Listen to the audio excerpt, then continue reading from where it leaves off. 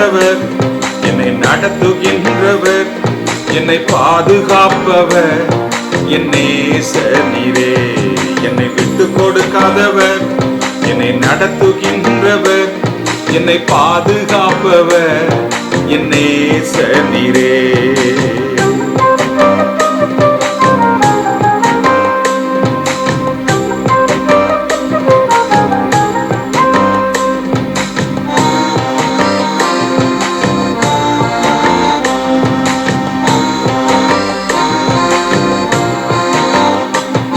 நான் வழி மாறும் போது என் பாதை காட்டினீர், என்னால் முடியாத போது என்னை தூக்கி நடத்தினீர். நான் வழி மாறும் போது என் பாதை காட்டினீர், என்னால் முடியாத போது என்னை தூக்கி நடத்தினீர். என்னை விட்டு கொடுக்காதவர், என்னை நடத்துகின்றவர், என்னை பாதுகாப்பவர், என் நேசர் நீரே.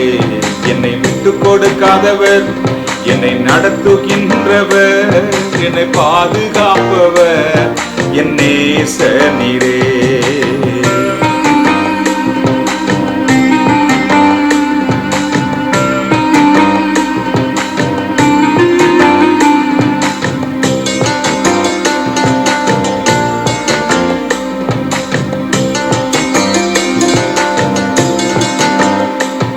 நான் தலை குனிந்த போது என்னோடு கூட வந்தீர், நான் குனிந்த இடத்திலே என் தலையை உயர்த்தினீர். நான் தலை குனிந்த போது என்னோடு கூட வந்தீர், குனிந்த இடத்திலே என் தலையை உயர்த்தினீர்.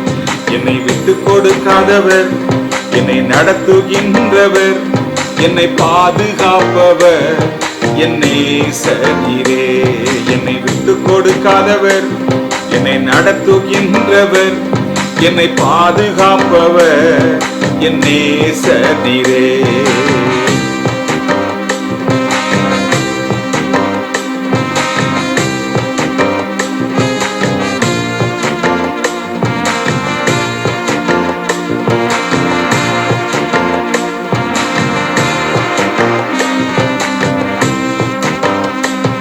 நான் பாவம் செய்த போது என்னை உணர்த்தி நடத்தினீர், உம்மை நோகடித்த போதும் உம் கிருபையால் மன்னித்தீர். நான் பாவம் செய்த போது என்னை உணர்த்தி நடத்தினீர், உம்மை நோகடித்த போதும் உம் கிருபையால் மன்னித்தீர். என்னை விட்டு கொடுக்காதவர், என்னை நடத்துகின்றவர், என்னை பாதுகாப்பவர், என் நேசர் நீரே.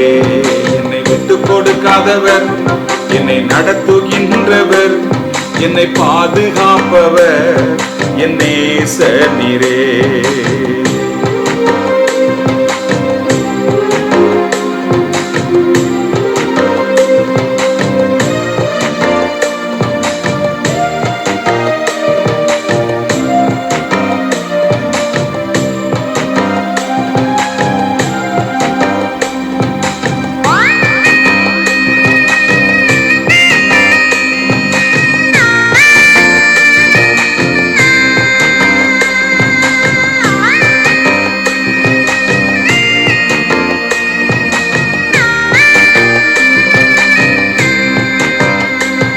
நான் வேண்டிக் கொள்வதெல்லாம் என் வாழ்வில் தருகிறேன், நான் நினைப்பதற்கும் மேலா என்னை ஆசீர்வதிக்கிறேன். நான் வேண்டிக் கொள்வதெல்லாம் என் வாழ்வில் தருகிறேன், நான் நினைப்பதற்கும் மேலா என்னை ஆசீர்வதிக்கிறேன். என்னை விட்டு கொடுக்காதவர், என்னை நடத்துகின்றவர், என்னை பாதுகாப்பவர், என் நேசர் நீரே. என்னை விட்டு கொடுக்காதவர், என்னை நடத்துகின்றவர், என்னை பாதுகாப்பவர், என் இயேசு நீரே. அன்பானவர்களே, கர்த்தருடைய நாமத்தில் உங்களை வாழ்த்துகிறேன். கர்த்தர் உங்களை ஆசீர்வதிப்பாராக. நாம் தொடர்ந்து ஆண்டவருடைய வழிகளை குறித்த ஒரு தொடர்ச்சியான பாடங்களை நாம் இதுவரை தியானித்து வந்தோம். இதுவரை தேவனுடைய அளவற்ற கிருபையினால் 24 பாடங்களை நாம் தியானம் செய்து இன்றைக்கு 25வது ஒரு பாடத்தை நாம் தியானிக்க இருக்கிறோம். இன்றைக்கோடு இந்த தொடர் பாடங்களை நான் முடித்து இன்னும் புதிய பாடங்களை நாம் கற்றுக்கொள்ள அது பிரயோஜனமாக இருக்கும். ஆண்டவர் நம்மை ஆசீர்வதிப்பாராக. அதை குறித்து உங்களுக்கு நான் தெளிவாக சொல்கிறேன். என்ன தொடர் பாடத்தை நாம் தியானிக்கலாம். பல விதமான பாடங்கள், பல சப்ஜெக்ட் என்னுடைய மனதில் இருக்கிறது. கர்த்தர் நம்முடைய சபைக்கு, நம்முடைய ஜனங்களுக்கு ஏற்ற தேவையான ஒரு வேத பாடத்தை நாம் கற்றுக்கொள்ள கர்த்தர் நமக்கு உதவி செய்வாராக. நாம் தொடர்ந்து நேற்றைக்கு தியானித்த அதே பகுதியிலிருந்து கொஞ்சம் நாம் தியானம் செய்து நம்முடைய இருதயத்தை குறித்து கொஞ்ச நேரம் தியானம் பண்ணி இந்த பாடத்தை நாம் முடிக்கலாம். காரணம், எல்லாவற்றுக்கு காரணம் இருதயம் என்ற ஒன்றாய் இருக்கிறது. எல்லா காவலோடும் உன்னுடைய இருதயத்தை காத்துக்கொள், அதனிடத்தினின்று ஜீவ ஊற்று புறப்படும் என்று வேதம் சொல்லுகிறது. எந்த அளவு நம்முடைய இருதயத்தை நாம் காத்துக்கொள்கிறோமோ அந்த அளவு அதில் ஜீவ ஊற்று இருக்கிறது என்று கர்த்தருடைய ஆவியானவர் நமக்கு சொல்கிறார். அதை குறித்து நாம் தியானிப்போம். அதுக்கு முன்பு சில இந்த வார்த்தைகளை குறித்த காரியங்களை கேட்டுட்டு இருதய பாடத்துக்கு கடந்து போவோம். நல்ல பிதாவே ஸ்தோத்திரம். இந்த கடந்த 24 பாடங்களை நாங்கள் தியானம் செய்ய கர்த்தாவே உம்முடைய பிள்ளைகளுக்கு எடுத்து சொல்ல நீர் செய்த உதவிக்காக ஸ்தோத்திரம். ஆண்டவரே, இன்றைக்கும் நாங்கள் தியானிக்க போகிற வேத பகுதி எங்களுக்கு ஒரு பரவசமாக, ஒரு ஆசீர்வாதமாக இருப்பதாக. எங்களை ஆண்டவரே, இந்த வேத பாடங்கள் எல்லாவற்றை வைத்து எங்களை நிதானித்து நியாயம் தீர்த்து நாங்கள் எந்த இடத்தில் நாங்கள் இருக்கிறோம், நாங்கள் எப்படி எங்களை செவ்வைப்படுத்த வேண்டும், சீர்படுத்த வேண்டும், கோணலானவர்களை சரி செய்ய வேண்டும் என்ற எல்லாவற்றை நாங்கள் கற்றுக்கொண்டோம். அதை எங்கள் வாழ்க்கையில் அபியாசிப்பதற்கேற்ற கிருபையை தந்து நீர் எங்களை வழிநடத்தும்படியாக நாங்கள் ஜெபிக்கிறோம். கர்த்தருடைய ஆவியானவர்களுக்கு உதவி செய்யுங்க. இயேசுவின் நாமத்தில் பிதாவே, ஆமேன். கர்த்தருக்கு மகிமை உண்டாவதாக. ஆண்டவர் அவர் இருந்த பொழுது ஒரு இடத்துல வாசிக்கிறோம். அங்கே கொன்னை வாயுடைய ஒரு செவிடனை அவரிடத்தில் கொண்டு வந்து அவர் தமது கையை அவன் மேல் வைக்கும்படி வேண்டிக் கொண்டார்கள். அப்பொழுது அவர் அவனை கூட்டத்தை விட்டு தனியே அழைத்து கொண்டு போய் தம்முடைய விரல்களை அவன் காதுகளில் வைத்து உமிழ்ந்து அவனுடைய நாவை தொட்டு வானத்தை அண்ணாந்து பார்த்து பெருமூச்சு விட்டு எப்பத்தா என்றார். அதற்கு திறக்கப்படுவாயாக என்று அர்த்தமாம். உடனே வேதம் சொல்லுது, ஆண்டவர் இந்த காரியத்தை செய்த பொழுது உடனே அவனுடைய செவிகள் திறக்கப்பட்டு அவனுடைய நாவின் கட்டும் அவிழ்ந்து அவன் செவ்வையாய் பேசினான். ஆண்டவருக்கு ஸ்தோத்திரம். தம்பி ஒரு நிமிஷம், என்ன சத்தம் இது? சரி சரி, நான் அதை நிறுத்தினேன். அது கொஞ்சம் அதுல இருந்து அவன் செவ்வையாய் பேசினான் என்று வேதத்திலே வாசிக்கிறோம். ஆக கர்த்தர் அவனுடைய காதுகளை திறந்தார், நாவின் கட்டுகளையும் ஆண்டவர் அவிழ்த்து போட்டார். எப்பத்தா என்று சொல்லும் பொழுது வாயின் கட்டுகளும் அவிழ்க்கப்படட்டும், காதும் திறக்கப்படட்டும் என்று ஆண்டவர் சொன்ன பொழுது, அதாவது பாருங்க, அவன் செவ்வையாய் பேசினான் அப்படின்னா எந்த ஃப்ளா இல்லாம, எந்த தடுமாற்றம் இல்லாமல் தெளிவாக, நன்றாக, அழகாக அவன் பேசினான் என்பதாக வேதம் இங்கே நமக்கு சொல்லுகிறது. அருமையானவர்களே, நம்முடைய வாழ்க்கையிலே நாம் செவ்வையாக பேச வேண்டியது அவசியமாயிருக்கிறது. சிலருடைய வாழ்க்கையிலே அவருடைய பேச்சு செவ்வையாயிராதபடினாலே பல நன்மைகளை, பல ஆசீர்வாதங்களை, பல கிருபைகளை பெற முடியாத ஒரு குறையோடு அவர்கள் வாழுகிறத இந்த உலகத்துல நம்ம பார்க்கிறோம். மனிதனுடைய பேச்சு திறமையினாலதான் அவன் மேன்மை அடைய முடியும், நன்மைகளை அவன் சுதந்திரிக்க முடியும். அவன் ஜனங்களால் கனப்படுத்தப்படுகிறவனாக, போற்றப்படத்தக்கவனாக அவன் காணப்படுகிறான். நாவானது மிக முக்கியம். நம்முடைய நாவை குறித்து அடிக்கடி நாம் சொல்லுகிறோம், மரணமும் ஜீவனும் நாவின் அதிகாரத்தில் இருக்கும், அதில் பிரியப்படுகிறவர்கள் அதன் கனியை புசிப்பார்கள் என்று வேதத்தில் வாசிக்கிறோம். மரணம் உங்களுக்கு வேண்டுமென்றாலும் வாய்தான் காரணம், ஜீவன் வேண்டுமென்றாலும் அந்த வாய்தான் காரணம். ஆக எதில் எதை பிரயோஜனப்படுத்துகிறோமோ அதில் அதனுடைய நன்மையை நாம் பெற்றுக்கொள்கிறோம். ஒருவனுடைய நாவானது ஆண்டவர் இவைகளுக்கெல்லாம் சொல்லிட்டு நமக்கு சொல்ற அவர் முக்கியமான காரியம் என்னன்னா, இதெல்லாம் நீங்க நினைக்கிறீங்க உலகத்தில் உள்ளவங்களுக்கு அவர் சொல்லல, தம்முடைய பிள்ளைகளுக்கு, தம்மை நம்புகிறவர்களுக்கு, தம்முடைய வசனத்தை வாசிக்கிறவர்களுக்கு ஆண்டவர் அந்த காரியத்தை சொல்லுகிறார். நாவானது தேவனுடைய வார்த்தையை உச்சரிக்க வேண்டும். நீ ஒட்டு மொத்தமா சுத்தி வளைச்சு பார்த்தீங்கன்னா ஆண்டவர் அதுலதான் ரொம்ப கவனமாக இருக்கிறார். ஆண்டவருக்கு ஸ்தோத்திரம். ஆகவே தேவனுடைய வார்த்தையை நாம் உச்சரிக்க வேண்டும். தேவனுடைய நாமத்தை துதிக்க வேண்டிய வார்த்தை நம்முடைய வாழ்க்கையிலே இல்லையானால் நம்முடைய வாழ்க்கையிலே நம்முடைய ஜீவனையே, நம்முடைய நன்மையே, எதிர்காலத்தையே, நித்திய ஜீவனையே நாம் இழக்கும் ஒரு நிலைமையை நாம் அடைந்து விடலாம். கர்த்தருக்கு ஸ்தோத்திரம். நம்முடைய வாழ்க்கையில் கிறிஸ்தவம் எல்லாம் அறிக்கையில் நிலை நிற்கிறது. எல்லாமே நீங்க அறிக்கை தான். விசுவாச அறிக்கை, தேவனை குறித்த அறிக்கை, பரிசுத்தத்தை குறித்த அறிக்கை, நம்பிக்கையை குறித்த அறிக்கை, நேர்மறையான அறிக்கை, இப்படி நிறைய அறிக்கையை குறித்து வேதத்தில் வாசிக்கிறோம். கர்த்தருக்கு ஸ்தோத்திரம். நம்முடைய அறிக்கை தான் நம்முடைய வாழ்க்கையை உருவாக்கும். கர்த்தருக்கு ஸ்தோத்திரம்.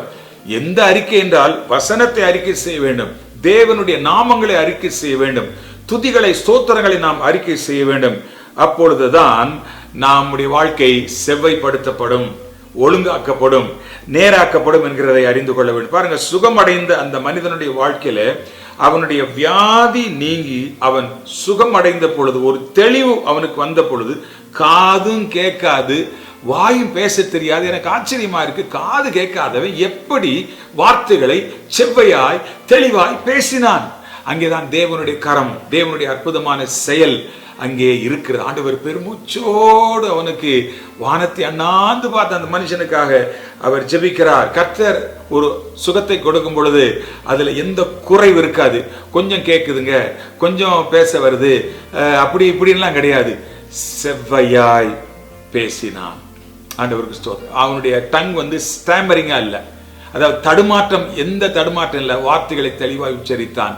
தேவனுடைய அளவற்ற கிருபை என்று நான் நம்புகிறேன். கர்த்தருக்கு ஸ்தோத்திரம். அது மாத்திரமல்ல, அவன் தேவனை மகிமைப்படுத்தினான் என்று வேதம் சொல்லுகிறது. நம்முடைய வழிகள் செவ்வையாகும் பொழுது நாம் தேவனை மகிமைப்படுத்த முடியும். கர்த்தருக்கு ஸ்தோத்திரம். சரி, இப்ப அடுத்ததாக நம்முடைய இருதயத்தை செவ்வைப்படுத்த வேண்டும். அதுதான் இன்றைக்கு என்னுடைய சப்ஜெக்ட். இருதயத்தில் நாம் சொல்லக்கூடாதது என்ன? பாருங்க, உபாகம் 8:17. என் சாமர்த்தியம், என் கைபலன் இந்த ஐஸ்வர்யத்தை எனக்கு சம்பாதித்தது என்று நீ உன் இருதயத்தில் சொல்லிக் கொள்ளாமலும் இருக்க எச்சரிக்கையாயிரு. ஆண்டவர் சொல்றார், உன் இருதயம் சொல்றதுதானே வாய் சொல்லும். அப்போ இருதயத்துக்குள்ளேயே இந்த எண்ணம் இருக்கக்கூடாது அப்படின்னு சொல்றார். தேவன் விசாரிப்பார் என்று அறிந்து கொள். சங்கீதம் 10:13. துன்மார்க்கன் தேவனை அசட்டை பண்ணி நீர் கேட்டு விசாரிப்பதில்லை என்று தன் இருதயத்தில் சொல்லிக் கொள்கிறான். அங்க ஆண்டவர் தம்முடைய பிள்ளைகளுக்கு சொல்றார். இங்க துன்மார்க்கனை பார்த்து சொல்றார். துன்மார்க்கன் என்ன செய்யறான்? தேவனை அசட்டை பண்ண. அவன் பாருங்க, என் கை சம்பாதிச்சது, என்னுடைய பலன், என்னுடைய சாமர்த்தியம் அப்படின்னு சொல்லாதப்பா, கவனமாயிரு, இது கர்த்தரால் வந்தது என்று நீ சொல்லு. இவனுக்கு ஆண்டவர் சொல்றாரு, இவன் தேவனை அசட்டை பண்ணுகிறான், நீர் கேட்டு விசாரிப்பதில்லை என்று தன் இருதயத்தில் அவன் சொல்லிக் கொள்வானேன் அப்படின்னு வாசிக்கிறோம். அதுக்கப்புறம் சொல்லப்பட்டிருக்கிறது, மதிகேடன் இருதயத்தில் என்ன சொல்றான் அப்படின்னா, தேவன் இல்லை என்று மதிகேடன் தன் இருதயத்தில் சொல்லிக் கொள்கிறான். அவர்கள் தங்களை கெடுத்து அருவருப்பான கிரியைகளை செய்து வருகிறார்கள், நன்மை செய்கிறவன் இல்லை, ஒருவனாகிலும் இல்லை என்று ஒரு பெரிய அட்டவணை அங்கே கீழே வருகிறது. ஆக துன்மார்க்கன் இருதயத்தில் என்ன சொல்றான்? மதிகேடன் தன் இருதயத்தில் என்ன சொல்றான்னா, கடவுளே இல்லை அப்படின்னு நம்ம பாட்டு சொல்லிட்டு அலைகிறான் அப்படின்றத ஆண்டவர் சொல்றார். அப்படி சொல்றது மாத்திரமல்ல, அவன் தங்களை கெடுத்துக் கொள்றான், அருவருப்பான காரியங்களை அவன் செய்கிறான், நன்மையும் அவன் செய்கிறதில்லை என்று கர்த்தர் சொல்கிறார். சரி, அதுக்கப்புறமாக ஜெபத்துக்கு ஆண்டவர் செவி கொடாது இருப்பதனுடைய ரகசியம் ஒன்று என்ன தெரியுமா? என் இருதயத்தில், சங்கீதம் 66:18, என் இருதயத்தில் அக்கிரம சிந்தை கொண்டிருந்தேன், ஆனால் தேவன் ஆண்டவர் எனக்கு செவி கோடார் அப்படின்னு சொல்லி முடிக்கிறார். அவ இருதயத்தில் சுத்தம் உள்ளவர்கள் பாக்கியவான்கள், அவர்கள் தான் தேவனை தரிசிப்பார்கள். தேவனுடைய ஆசீர்வாதங்கள் எல்லாம் இருதயத்தினுடைய நிறைவை, அளவை பொறுத்திருக்கிறது. இருதயம் எப்படி இருக்கிறோ அது மாதிரிதான் உன் வாழ்க்கையினுடைய அனைத்தும் அங்கே காணப்படும். கர்த்தருக்கு ஸ்தோத்திரம். அக்கிரம சிந்தை இருந்தால் ஆண்டவர் நிச்சயம் அவர் செவி கொடுக்கவே மாட்டார். சரி, அதுக்கப்புறம் பாருங்க, இச்சை, தேவனை பரீட்சை பார்க்கிறது ஆகியவைகளெல்லாம் ஒரு அழிவு, ஒரு முடிவாக இருக்கிறது. பாருங்க, அதுக்கு சங்கீதம் 78:18 தங்கள் இச்சைக்கேற்ற போஜனத்தை கேட்டு தங்கள் இருதயத்திலே தேவனை பரீட்சை பார்த்தார்கள். பாருங்க, இருதயத்துல ஆண்டவரை தேவனை பரீட்சை பார்த்தாங்க, தங்களுடைய வார்த்தையில போஜனத்தை கேட்டாங்க. பாருங்க, அதுல இச்சை இருந்தது, தேவனை பரீட்சை பார்க்கிறது இருந்தது, கடைசியாக அழிவுதான் அவர்களுடைய முடிவாக இருந்தது. இச்சித்தவர்களை ஆண்டவர் வனாந்திரத்தில் அழித்தார் என்று வேதம் நமக்கு சொல்கிறது. காரணம், அவருடைய இருதயம் சரியில்லை. அவர்கள் இருதயத்தில் தேவனை பரீட்சை பார்த்தார்கள். கர்த்தர் அவைகள் எல்லாம் ஆராய்ந்து பார்க்கிறார். அடுத்து சொல்றார், பொல்லாப்பை சிந்திக்க கூடாது. பாருங்க, சங்கீதம் 140:2 அவர்கள் தங்கள் இருதயத்தில் பொல்லாதவைகளை பொல்லாப்புகளை சிந்தித்து யுத்தம் செய்ய நாள்தோறும் கூட்டம் கூடுகிறார்கள். பாருங்க, அவங்க என்ன செய்ய விரும்புறாங்க? தினந்தோறுமா சண்டை போடுவாங்க, தினந்தோறுமா யுத்தம். சிலருடைய வாழ்க்கை அப்படித்தான் இருக்கு. காரணம் என்ன? இருதயத்தில் எதை சிந்திக்கிறார்கள்? பொல்லாப்பை. யாரை கவிழ்க்கலாம், யாரை விழத்தள்ளலாம், யாரை குறித்து புறம் சொல்லலாம், கோல் சொல்லலாம், குற்றம் சொல்லலாம், அசுத்தமானதை சொல்லலாம், ஒரு கதையை திரிச்சு விடலாம். இப்படிப்பட்ட பொல்லாத சிந்தை இருக்கும் என்றால் அவருடைய இருதயம் எப்படி இருக்கும் பாருங்க. அதனால அவங்க என்ன செய்யறாங்க? யாரையாவது விழ பண்ணாது இருந்தால் அவர்களுக்கு தூக்கம் வராது அப்படின்னு பைபிள் சொல்லுது. யுத்தம் பண்ண அவர்கள் கூட்டம் கூடுகிறார்கள் அப்படின்னு சொல்லி இருக்கு. அப்புறம் பாருங்க, அடுத்ததாக கபடற்ற இருதயம் நாம் கர்த்தர் விரும்புகிற ஒரு இருதயம். தீங்கை பிணைக்கிறவர்களின் இருதயத்தில் இருக்கிறது கபடம். சமாதானம் பண்ணுகிற ஆலோசனைக்காரருக்கு உள்ளது சந்தோஷம். அப்ப நம்ம உள்ளத்துல சந்தோஷம் இருக்குதா, கபடு இருக்குதா? கபடு இருந்தா என்ன ஆகும்? தீங்கை பிணைப்பார்கள். நம்முடைய இருதயத்திலே சந்தோஷம் இருந்தா சமாதானத்தை அவர்கள் பண்ணுவார்கள். சந்தோஷமும் சமாதானமும் ஒண்ணுக்கொண்ணு தொடர்புடையது, நெருக்க முடியாது. கர்த்தருக்கு ஸ்தோத்திரம். அடுத்ததாக, இருதயத்தில் பெருமை ஒருவனை கீழே தள்ளும். பாருங்க, ஆண்டவர் சொல்றார், நான் மேகங்களுக்கு மேலாக உன்னதங்களில் ஏறுவேன், உன்னதமானவர் ஒப்பாவேன் என்றும் நீ உன் இருதயத்தில் சொன்னாயே. இது ஆண்டவர் யாரை குறித்து சொல்கிறார் என்றால், லூசிபரை குறித்து சொல்றார். கீழே தள்ளப்பட்ட ஒரு தூதனை குறித்து, பாவம் செய்த, மேட்டுமை கொண்ட, கர்வம் கொண்ட, ஆணவம் கொண்ட, தேவனுக்கு ஒப்பாவேன், அவருக்கு மேலாக, உன்னதமானவருக்கு மேலாக ஏறுவேன் என்று பெருமையும் கர்வமும் ஆணவமும் கொண்ட இந்த சாத்தான், அதுக்கு ஆண்டவர் சொல்றார், என்று உன் இருதயத்தில் சொன்னாயே. எல்லா பாவங்களினுடைய உறைவிடம் இருதயம் தாங்க. இருதயத்தை தான் நமக்கு ரொம்ப செம்மையாக்க வேண்டும். ஆண்டவருக்கு ஸ்தோத்திரம்.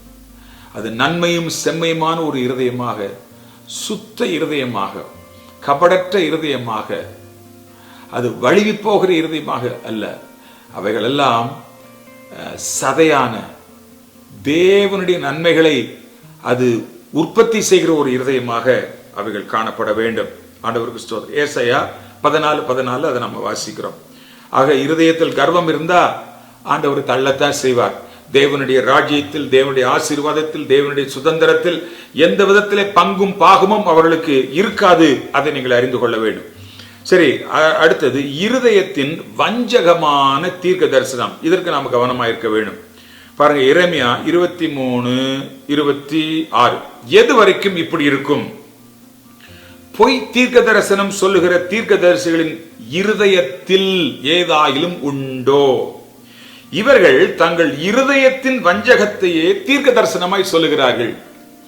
தீர்க்க தரிசனம் சொல்றவன் தேவனுடைய வாக்கியங்களுக்கு, வேத வசனத்துக்கு ஏற்ப தீர்க்க தரிசனம் சொல்லணும். இருதயத்தின் வஞ்சகத்தையும், இருதயத்தின் பகையையும், இருதயத்தில் இருக்கிற விரோதத்தையும் தீர்க்க தரிசனம் என்ற போர்வையில பொய்யாய் அவர்கள் சொல்லுகிறார்கள். அவர்கள் இருதயத்தில் ஏதாயிலும் உண்டா அப்படின்னு ஆண்டவர் இங்க கேட்கிறத பார்க்கிறோம். அப்ப தேவனுடைய பிள்ளைகள், தீர்க்கதரிசிகள் இதுல கவனமாக இருக்க வேண்டும். ஆண்டவர் சொன்ன தீர்க்க தரிசனங்கள் எல்லாம் ஆல்மோஸ்ட் நிறைவேறிக்கொண்டே இருக்கிறது. தீர்க்க தரிசனம் இன்னும் அப்படியே ஒரு தீர்க்க தரிசனம் வந்தா தனிப்பட்ட ஒரு மனிதனை குறித்து சபையில சொல்லப்படுகிற தீர்க்க தரிசனங்களாக இருக்கலாம். காலங்கள், நாட்கள், வருகை குறித்தெல்லாம் ஏராளமான தீர்க்க தரிசனங்கள் எல்லாம் வேதத்திலே நமக்கு சொல்லப்பட்டிருக்கிறது. சரி, அடுத்து கவனிங்க. தீங்கு நினையாத இருதயம் இருக்க வேண்டும். பாருங்க, விதவையையும், திக்கற்ற பிள்ளையையும், பரதேசியையும், சிறுமையானவனையும் ஒடுக்காமலும் உங்களில் ஒருவனும் தன் சகோதரனுக்கு விரோதமாக தன் இருதயத்தில் தீங்கு நினையாமலும் இருங்கள். இருதயத்துல தீங்கு இருக்கக்கூடாது, இருதயத்துல பொல்லாப்பு இருக்கக்கூடாது. ஆண்டவருக்கு ஸ்தோத்திரம் உண்டாவதா. வாயில ஒண்ணு, உள்ளத்துல ஒன்று. இது தேவன் அருவருக்கிற மாய்மாலம் என்ற ஒரு பாவம் என்கிறதை அறிந்து கொள்ள வேண்டும். உள்ளதை உள்ளதென்றும் இல்லதை இல்லதென்றும் சொல்லுங்கள் அப்படின்றத ஆண்டவருடைய வார்த்தை. அங்கேதான் உண்மை என்ற தன்மை அங்கே விளங்குகிறது. பாருங்க, அடுத்ததாக இன்னொரு காரியம். இது இப்ப நான் சொன்ன வசனம் உங்களில் ஒருவனும் தன் சகோதரனுக்கு விரோதமாய் தன் இருதயத்தில் தீங்கு நினையாமல் இருங்கள். சகரியா 7:10. அடுத்தது, விபசார இருதயம் அகலட்டும். இது என்ன இருதயமா? இந்த இருதயத்துக்குள்ள என்ன இருக்குது? மத்தேயு 5:23 பாருங்களேன். நான் உங்களுக்கு சொல்லுகிறேன், ஒரு ஸ்திரீயை இச்சையோடு பார்க்கிற எவனும் தன் இருதயத்திலே அவளோட பாவம் செய்தாயிற்று, விபசாரம் செய்தாயிற்று அப்படின்றதுதான். பழைய ஏற்பாட்டு காலங்களில் செயல், ஒரு காரியத்தை செஞ்சிட்டாதான் அது தப்பு.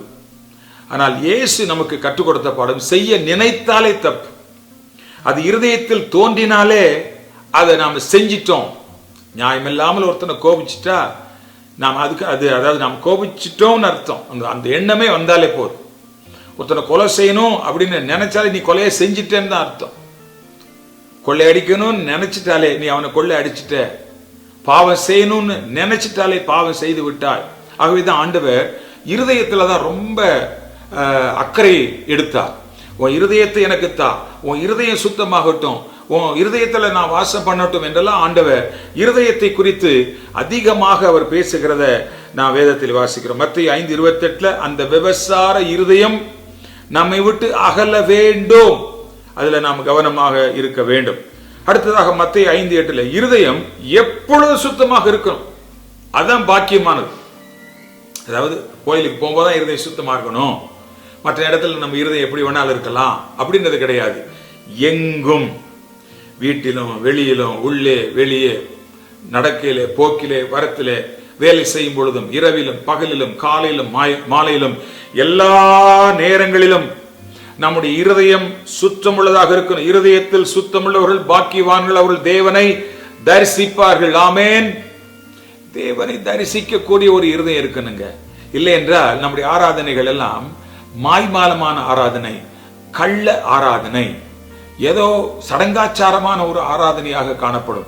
நாம் கொஞ்ச நேரம் ஆராதித்தாலும், கொஞ்ச நேரம் துதித்தாலும், கொஞ்ச நேரம் ஜெபித்தாலும், கொஞ்ச நேரம் வேதத்தை தியானம் செய்தாலும் அவைகளெல்லாம் சுத்தமான இருதயத்திலிருந்து வர வேண்டும் என்கிறதை நீங்கள் அறிந்து கொள்ள வேண்டும். கர்த்தருக்கு ஸ்தோத்திரம் உண்டாவதாக. இருதயத்தை செவ்வைப்படுத்தாமலும் தேவனை உறுதியாய் பற்றி கொள்ளாமலும் நீங்க இருக்கக்கூடாது அப்படின்ற சங்கீதம் 78:8 இருதயத்தை என்ன செய்யணும்? நம்ம செவ்வைப்படுத்த வேண்டும்.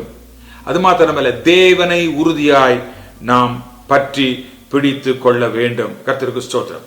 சோ இருதயம் செவ்வைப்படாத, ஒழுங்காக்கப்படாத, அது சரி, அது நேராக்கப்படாத இருதயங்கள் எல்லாம் என்ன திருக்குள்ளதும் அது கேடுபாடும் நிறைந்ததாக அந்த இருதயம் இருக்கிறது என்கிறதை நாம் பார்க்கிறோம். சகல வஞ்சகத்தின் உறைவிடமாக, பாவத்தின், அசுத்தத்தின், அக்கிரமத்தின், அநியாயத்தின் உறைவிடமாக இருதயம் ஒரு நாள் இருக்கக்கூடாது. அருமையானவர்களே, கர்த்தர் அப்படிப்பட்டவைகளுக்கெல்லாம் நம்மை விலக்கி காப்பாராக. மனிதனுடைய இருதயமானது திருக்குள்ளதும் மகா கேடுள்ளதுமாயிருக்கிறது, அதை அறியத்தக்கவன் யார் என்று சொல்லக்கூடிய அளவில் இருக்கிறது. ஆகவேதான் பலவிதமான கேடுபாடுகள் உண்டாகிறது.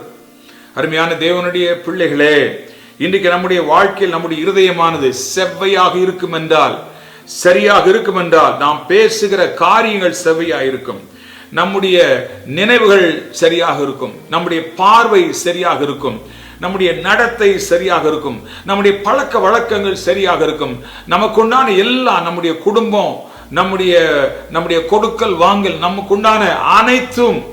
உலகத்துல நாம் பிறரை சார்ந்து வாழுகிறோம், பிறரோடு வாழுகிறோம், குடும்பத்திலே வாழுகிறோம், பல சூழ்நிலைகள், பல விதவிதமான மனிதர்கள் மத்தியிலே நாம் வாழுகிறோம். எல்லாம் ஒன்று போல் இருப்பதில்லை, எல்லா நாளும் ஒன்று போல இருப்பதில்லை.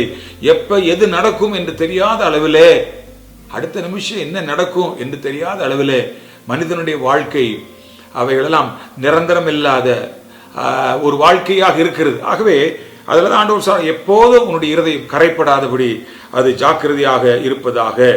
பாருங்க, எரேமியா 17:9 சொல்றாரு, எல்லாவற்றை பார்க்கிலும் இருதயமே திருக்குள்ளதும் மகா கேடுள்ளதுமாய் இருக்கிறது.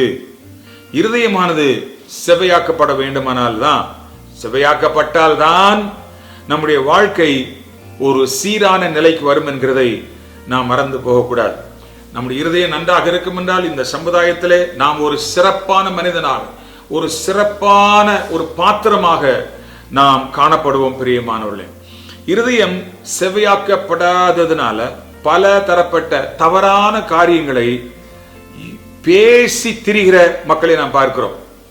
பாருங்க, அநேக நேரங்களில் தவறாக பேசுகிற வழக்கமெல்லாம் இருதயத்தின் கேடான நிலைமையிலிருந்து தான் அவைகள் உண்டாகிறது. அது ஆண்டவர் சொல்ல, உன் இருதயம் அது தேவனுக்கு முன்பதாக குறையற்றதாக இருக்க வேண்டும். ஆண்டவர் ஒரு இடத்துல சொல்லார், நீ தராசில நிற்கப்பட்டு நீ குறைவு காணப்பட்டாய். ஆண்டவர் சொல்ல, ஆண்டவர் உன்னிலே ஒரு குறைவை அவர் பார்க்கிறார். உன் இருதயம் தேவனுக்கு முன்பதாக நிறைவுள்ளவைகளாக இருக்கவில்லை.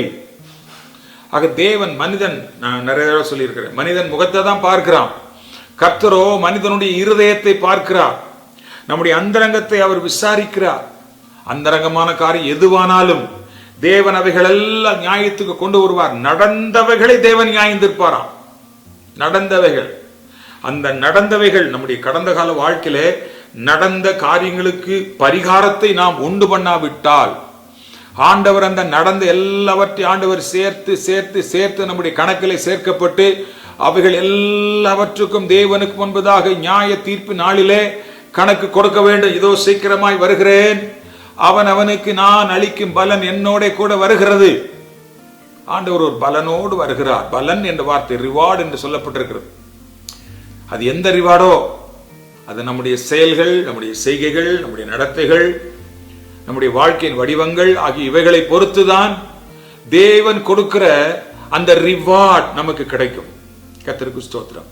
அதான் வேதம் சொல்லுகிறது, நன்மை செய்தவர்கள் ஜீவனை அடையும்படி எழுந்திருப்பார்கள், தீமை செய்தவர்கள் என்னவா, அவர்கள் ஆக்கினை அடைவார்கள், தண்டனை அடைவார்கள், நீதியான தண்டனை அவர்களுக்கு கொடுக்கப்படும் என்று வேதம் நமக்கு சொல்லுகிறது. ஆகவே ஆண்டவர் சொல்றாரு, பிரேத குழிகளில் உள்ள அனைவரும் தேவனுடைய சத்தத்தை கேட்கும் காலம் வரும், மரித்தோர் தேவனுடைய சத்தத்தை கேட்கும் காலம் வரும் என்று ஆண்டவர் சொல்லுகிறார். எல்லாரும் ஆண்டவருடைய சத்தத்தை கேட்பார்கள். நீதியாய் நடந்தவர்கள் ஜீவனுக்கு ஏதுவாக எழுந்திருப்பார்கள். நீதியற்று அவர்கள் அசுத்தமாக வாழ்ந்தவர்கள் நித்திய கேட்டுக்கு நேராக அவர்கள் கொண்டு போகப்படுவார்கள், ஆக்கினை அடைவார்கள். ஆண்டவர் அவருடைய செய்கைக்கு தக்க பலனை ஆண்டவர் தந்தருளுவார். ஆகவே அருமையானவர்கள், இவைகளெல்லாம் நம்முடைய இருதயத்தினுடைய நிறைவை பொறுத்து, இருதயம் எப்படி இருக்கிறதோ அதை பொறுத்து அவைகளெல்லாம் காணப்படுகிறது. கர்த்தர் நம்முடைய இருதயத்தை சுத்திகரிக்க நாம கேட்போம். இருதயத்தை எதுங்க சுத்திகரிக்கும்? இயேசு கிறிஸ்துவின் ரத்தம் சகல பாவங்களை நீக்கி நாம் என்ன செய்யுமா? சுத்திகரிக்கும். நம்முடைய பாவங்களை நாம் அறிக்கையிட்டால், நம்முடைய பாவங்களை மன்னித்து நம்முடைய இருதயத்தை குற்றமற கழுவுவதற்கு தேவனுடைய ரத்தம் போதுமானதாக இருக்கிறது. தன் இருதயத்தை சுத்தமாக்கினவன் என்று சொல்லுகிறவன் யார்? இருதயத்தை சுத்தமாக்குவது எது? எதை கொண்டு என் இருதயத்தை, என் எண்ணங்களை நான் சுத்திகரிக்க முடியும் என்றால் இயேசு கிறிஸ்துவின் ரத்தம் மட்டுமே, இயேசு கிறிஸ்துவின் வார்த்தை மட்டுமே, தேவனுடைய ஆவியானவர் மட்டுமே. அதை நாம் அறிந்து கொள்ள வேண்டும். ஆண்டவருக்கு ஸ்தோத்திரம். அது மாத்திரம் இல்ல, அவர் நம்மை சுத்திகரிப்பதற்கு, அவர் நம்மை வணைந்து கொள்வதற்கு நாம் இடம் கொடுக்க வேண்டும், நம்மை அர்ப்பணிக்க வேண்டும், நம்மை தந்துவிட வேண்டும். அப்பத்தாங்க தேவன் நம்மிலே கிரியை செய்ய முடியும். ஆண்டவருக்கு ஸ்தோத்திரம். ஒரு சிற்பி என்ன செய்யறான்னா, ஒரு கல்லை அவன் பார்க்கும் பொழுது அவன் கல்லை பார்க்கறது இல்லை, இதுல ஒரு தேவதூதனை காண்கிறேன் என்று சொல்லுவானா, அல்லது இதுல ஒரு குதிரையை நான் காண்கிறேன், ஒரு யானையை காண்கிறேன் என்று சொல்லுவானா அப்படின்னு சொல்லுவான். ஆனா அவங்க கேட்பாங்களா, எங்க யானை இருக்குது, எங்க குதிரை இருக்குது, எங்க தேவதூதன் இருக்கிறான்னா, அந்த அங்க இருக்குன்னு வாங்க. அப்ப எப்படி என்றால், அதுல தேவையற்ற எல்லாவற்றை அவன் அதிலிருந்து நீக்கும் பொழுது, ஒரு குதிரையினுடைய தோற்றத்துக்கு மாறாக எதெல்லாம் இருக்குதோ அதெல்லாம் அவன் தட்டிடுவான், செதுக்கிடுவான். அதெல்லாம் போகும் பொழுது கொஞ்ச நாள் கழித்து இரவு பகல வேலை செய்வான். ஒரு அழகான ஒரு குதிரையை அவன் வடிவமைப்பான். அகற்றப்பட வேண்டியதெல்லாம் அகற்றப்படும். ஆகவே நம்முடைய இருதயத்தில் இருக்கிற அக்கிரமங்கள், அநியாயங்கள், பொல்லாத சிந்தனைகள், பாவங்கள், தேவனுக்கு பிரியமில்லாத காரியங்கள் எல்லாவற்றை நாம் அப்புறப்படுத்தும் பொழுது ஒரு சுத்தமான, சுத்திகரிக்கப்பட்ட, பரிசுத்தமான, தேவனுக்கு உகந்த, தேவன் வாசம் பண்ணுகிற ஒரு இருதயமாக நம்முடைய வாழ்க்கை இருக்கும் என்பதை நன்றாக நீங்கள் அறிந்து கொள்ள வேண்டும். நம்முடைய இருதயம் நம்மை குற்றவாளிகளாக தீர்க்க கூடாதான். நம்முடைய இருதயமே நம்மை குற்றவாளிகளாக தீர்க்கும் என்றால், இருதயத்திலும் பெரியவராயிருக்கிற ஆண்டவர் நம்முடைய ஜெபத்துக்கு பதில் தருவார் நினைக்கிறீங்களா? நன்மையானவர்களை நமக்கு செய்வார் நினைக்கிறீங்களா? சிலர் இருதயத்தில் குத்தப்படுவார்கள். பாருங்க, பேதுரு பிரசங்கம் பண்ணப்பட்ட பொழுது இருதயத்தில் குத்தப்பட்டார்கள். இருதயத்தில் குத்தப்பட்டு மனம் திரும்பினார்கள். அநேகர் குத்தப்படுவார்கள், ஒரு உணர்ச்சி அடைவார்கள், ஒரு பாவ குறித்த ஒரு பயம் ஏற்படும். ஆனா அதோடு நின்றுவாங்க. அதுக்கப்புறம் தான் கடந்து போக வேண்டிய காரியம் நிறைய இருக்குது. ஆகவே அன்பானவர்களே, கர்த்தர் நமக்கு உதவி செய்வாராக. ஜெபிப்போம். நல்ல பிதாவே, எங்கள் வாயின் வார்த்தைகளை குறித்து நாங்கள் கேட்டோம். எங்கள் வாயின் வார்த்தையோ, எங்கள் செயல்களோ, எங்கள் சிந்தனைகளோ, நாங்கள் செய்கிற அருவருப்பான காரியங்களோ, பாவமான செயல்களோ, விபச்சாரங்களோ, வேசித்தனங்களோ, களவுகளோ, பெருமைகளோ, பொறாமையோ, வன்கண்ணோ, தூஷணமோ, எந்த பாவம் எங்களிலிருந்து புறப்பட்டாலும் அவைகளெல்லாம் இருதயத்தின் ஆழத்திலிருந்து வருகிறது, புறப்படுகிறது என்கிறது வேதத்தில் பல இடங்களில் நாங்கள் வாசிக்கிறோம். ஆண்டவரே, அவைகளெல்லாம் நாங்கள் அகற்றி ஒரு சுத்த இருதயத்தையும் நிலைவரமான ஆவியையும் ஆண்டவரங்களிலே சிருஷ்டிக்கும்படியாக, புதுப்பிக்கும்படியாக நாங்கள் ஜெபம் பண்ணுகிறோம். சுத்த இருதயத்தை எங்களுக்கு தார ஆண்டவரே. இயேசுவே, நீங்க எங்க இருதயத்தில் வாசம் பண்ண வேண்டும். எங்க இருதயம் வெளிச்சம் பொழுதாக இருக்க வேண்டும். எங்க இருதயம் தேவனுக்கு பிரியமானதாக இருக்க வேண்டும். தேவன் வாசம் பண்ணுகிற இருதயமாக இருக்க வேண்டும். அங்க பிசாசோ, அசுத்தமோ, அருவருப்போ, பாவங்களோ, தூஷணங்களோ, மற்ற எந்த பொல்லாத காரியங்களோ, உலகமோ, பிசாசோ அதை ஆக்கிரமித்துக் கொண்டு இருக்கக்கூடாது. ஒரு சுத்த இருதயத்தை தந்து உடைய ரத்தத்தால் எங்களை கழுவி சுத்திகரித்து ஆண்டவரே, உம்மை தரிசிக்கும் பாதையில் கர்த்தர்களை நடத்தும்படி ஜெபிக்கிறோம். கேட்ட இருதயங்களை ஆசீர்வதியும். தொடர்ந்து உம்முடைய வசனங்களை கைக்கொள்ள பின்பற்ற உதவி செய்யும். இயேசுவின் நாமத்தில் வேண்டிக் கொள்கிறோம் பிதாவே.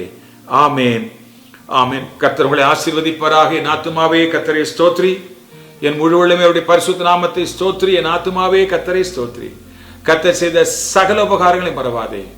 ஆமேன், ஆமேன். இப்போது நம்முடைய ஆண்டவராகிய இயேசு கிறிஸ்துவின் கிருபையும் பிதாவாகிய தேவனுடைய அன்பும் பரிசுத்த ஆவியானவருடைய அந்யோன்ய ஐக்கியமும் சந்தோஷமும் சமாதானமும் நம் அனைவரோடு சதா காலங்களில் இருப்பதாக. ஆமேன். கர்த்தர் உங்களை ஆசீர்வதிப்பாராக. 25 பாடங்கள் இன்றோடு முடிவடைகிறது.